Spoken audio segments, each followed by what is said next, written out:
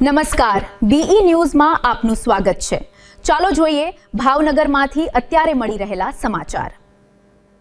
ભાવનગરમાં તબીબી જગતને શર્મસાર કરતી અને પોલીસ તંત્રની ઢીલી નીતિ છતી કરતી એક અત્યંત ગંભીર ઘટના સામે આવી છે। કાળિયાબીટની રાધેકૃષ્ણ હોસ્પિટલમાં ડોક્ટરની કથિત લાપરવાહીને કારણે પ્રસૂતિ દરમિયાન માતા અને નવજાત શિશુનું મોત થયું। આજે 5 દિવસ વીતી ગયા હોવા છતાં પોલીસે હજુ સુધી એફઆઈઆર નોંધી નથી। ન્યાય માટે ભટકતો પરિવાર આજે રાધેકૃષ્ણ હોસ્પિટલ બહાર ધરણા પર બેસી ગયો છે। જ્યારે મુખ્ય ડોક્ટરની જ અગાઉથી દવા ચાલતી હતી તો પછી ડિલિવરી અને સિઝેરિયન વખતે મુખ્ય ડોક્ટર કેમ ગેરહાજર રહ્યા? સ્ટાફના ભરોસે ઓપરેશન કેમ છોડી દેવાયું? ભાવનગરના કાળિયાબીટ વિસ્તારમાં આવેલી રાધાકૃષ્ણ હોસ્પિટલ બહાર આજે 5મા દિવસે પણ ન્યાય માટે આક્રોશ જોવા મળ્યો। મૃતક સુમિત્રાબેન ચૌહાણના પરિવારજનોએ હોસ્પિટલના મુખ્ય ગેટ બહાર ધરણા શરૂ કર્યા છે।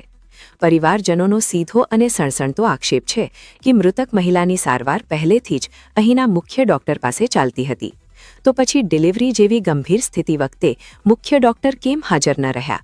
ડિલિવરીથી લઈને સિઝેરિયન સુધીની તમામ પ્રક્રિયા અનુભવહીન સ્ટાફના હવાલે કેમ કરવામાં આવી? પરિવારે માંગ ઉઠાવી છે કે તે સમયે હાજર સ્ટાફની શૈક્ષણિક લાયકાત શું હતી? કોના કહેવા પર અને કઈ સત્તા હેઠળ સ્ટાફે સિઝેરિયન જેવો મોટો નિર્ણય લીધો? સિઝેરિયન વખતે મુખ્ય ડોક્ટરની ગેરહાજરી એ કોઈ નાની ભૂલ નથી, પરંતુ 2 જિંદગીઓ છીનવી લેનારી ગુનાહિત બેદરકારી છે। બીજી તરફ 5 દિવસ થવા છતાં પોલીસ તંત્ર હાથ પર હાથ ધરીને બેઠું છે। પોલીસનું કહેવું છે કે પોસ્ટમોર્ટમ રિપોર્ટ આવ્યા બાદ જ એફઆઈઆર નોંધાશે, પરંતુ સવાલ એ થાય છે કે જ્યાં 2 માસૂમ જીવ હોમાઈ ગયા હોય ત્યાં પ્રાથમિક ફરિયાદ નોંધાવવામાં આટલો બધો વિલંબ કેમ? 5 દિવસથી માતા અને નવજાત બાળકનો મૃતદેહ ન્યાયની રાહમાં હોસ્પિટલના પીએમ રૂમમાં રજડી રહ્યો છે। ઘરે બેઠેલી 2 માસૂમ દીકરીઓ પોતાની માતાને ક્યારે ન્યાય મળશે તેની કાગડોળે રાહ જોઈ રહી છે। અમે ભગવતી સર્કલ પાસે જે રાધેકૃષ્ણ હોસ્પિટલ છે ગઈની ત્યાં આવ્યા છીએ। અમારા સમાજના બેન અને તેનો દીકરો બંનેનું મૃત્યુ થયું છે। બેદરકારીથી અને ખૂબ ઘોર બેદરકારીથી કરવામાં આવ્યું છે। એમના પરિવાર પાસે અમે જાણ્યું તો એમને કહ્યું કે 18 તારીખે પહેલા સવારે એમને બતાવવા લાવ્યા હતા, કારણ કે દવા અહીંયાથી જ શરૂ હતી એમની પહેલેથી જ। એમને અગાઉ 2 ડિલિવરી થયેલી, એમના 2 દીકરી છે। સવારે બતાવવા આવ્યા એટલે એમ કીધું કે અત્યારે સારું છે, પછી ફરી પાછા 4 વાગે આવ્યા, દુખાવો થયો એટલે દુખાવો થતા એમને દાખલ કરવામાં આવ્યા। 12 વાગે એમની ટ્રીટમેન્ટ શરૂ કરી। 2 ભાઈઓ હતા પરિવારના કહેવા અનુસાર, 1 બેન હતા, અને જે જલ્પાબેન ડોક્ટર છે તે હાજર નહોતા, અને એ લોકોએ શું કર્યું એ તો ખબર નથી। પણ મારો મેઇન પ્રશ્ન એ છે કે જે 2 ભાઈ હતા અને 1 બેન હતા સારવાર કરી રહ્યા હતા, એમની પાસે શું ડિગ્રી છે તો બતાવે, અને એની બેદરકારીથી આ કેસ આટલો બધો બગડી ગયો। છેલ્લે રાત્રે 3 વાગ્યા પછી પરિવારના કહેવા અનુસાર ડોક્ટર આવે છે અને કહે છે કે આમનું સિઝેરિયન કરવું પડશે।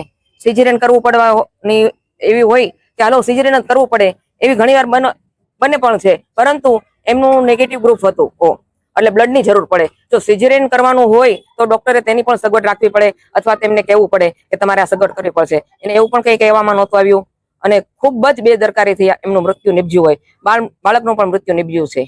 અને અત્યારે પીએમ થઈ ગયું છે અને સર્ટી હોસ્પિટલમાં ડેડ બોડી પડી છે, પરંતુ પરિવાર જ્યારે કેસ કરવા જાય છે ત્યારે એવું કહેવામાં આવે છે કે પીએમ રિપોર્ટ ન આવે ત્યાં સુધી અમે એફઆઈઆર કરશું નહીં। પણ શું કામ ન કરે?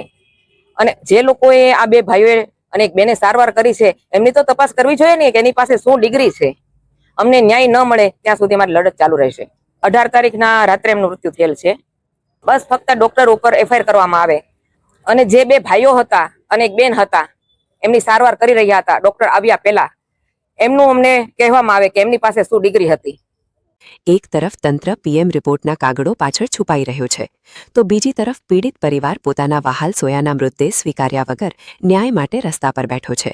શું આ માસૂમ દીકરીઓને ન્યાય મળશે, કે પછી ડોક્ટરોની આવી ગંભીર બેદરકારી સામે તંત્ર માત્ર તપાસના નામે લીપાપોતી કરશે?